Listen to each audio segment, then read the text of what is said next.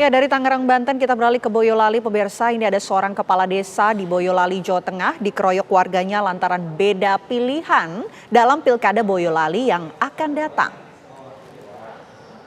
Sukimin, kepala desa Sendang, Kecamatan Karanggede, Boyolali, Jawa Tengah, harus menjalani perawatan di salah satu rumah sakit di Solo. Sukimin mengalami penganiayaan yang dilakukan oleh salah satu warga saat sejumlah warga mendatanginya karena sempat salah paham dalam perbedaan pilihan calon bupati mendatang. Pelaku yang bernama ES alias Kento hanya bisa tertunduk saat dihadirkan pada rilis kasus di halaman kantor Satreskrim Polres Boyolali, Jawa Tengah. Dan menurut keterangan saksi, pemirsa, akhir September lalu pelaku yang datang ke rumah korban bersama istrinya ini melakukan penganiayaan dengan cara memukul korban dengan asbak di bagian pelipis kiri serta memukul korban sebanyak 2 kali menggunakan tangan kosong.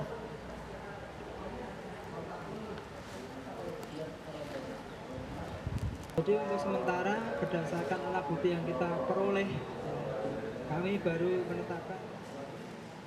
Ya, pemirsa, seorang kepala desa dianiaya oleh warganya hanya karena beda pilihan dalam pilkada di Boyolali, Jawa Tengah. Dan untuk mengetahui kondisi saat ini di Boyolali, kami sudah bersama Kasat Reskrim Polres Boyolali, Ibtu Joko Purwadi. Selamat pagi, Pak Joko. Selamat pagi, Pak Joko. Selamat pagi, Mbak Vena. Oke, Pak Joko, ini kami ingin mengkonfirmasi terlebih dahulu apakah benar ini ada kepala desa yang kemudian dianiaya oleh salah satu warganya karena beda pilihan? Betul, Pak Joko? Ya, benar bahwa Saudara Sukimin, kepala desa Sendang, Kecamatan Karanggede, Kabupaten Boyolali, menjadi korban penganiayaan yang dilakukan oleh salah satu warganya. Oke. Ya, karena perbedaan pandangan terkait dengan dukungan kepada salah satu paslon. Baik, Pak Joko, ini kan Anda mungkin sudah mendalami peristiwa ini ya dengan meminta keterangan beberapa saksi. Mungkin Anda bisa gambarkan kronologis kejadiannya ini, peristiwanya ini sebetulnya seperti apa, Pak? Terima kasih.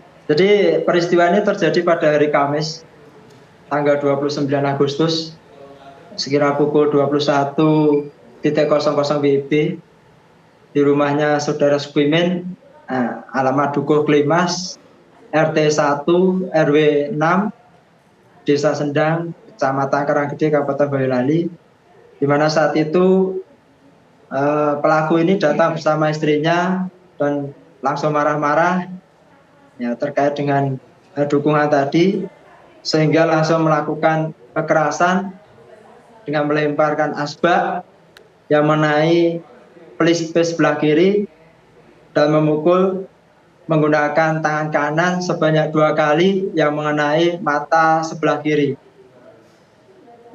Oke, Pak Joko, apakah memang sebelumnya pelaku dan juga korban ini sempat ada perkelahian atau pertengkaran begitu? Ya, kalau pertengkaran tidak ada. Nah, cuma karena ada salah paham terkait dengan dukungan tadi, pelaku ini marah-marah. Karena sebenarnya antara pelaku dan korban ini sudah saling kenal.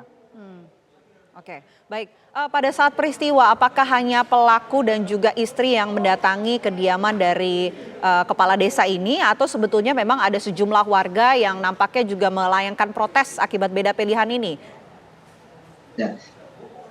Jadi pelaku datang dengan istrinya, dan di situ memang ada beberapa saksi yang sudah kita mintai keterangan.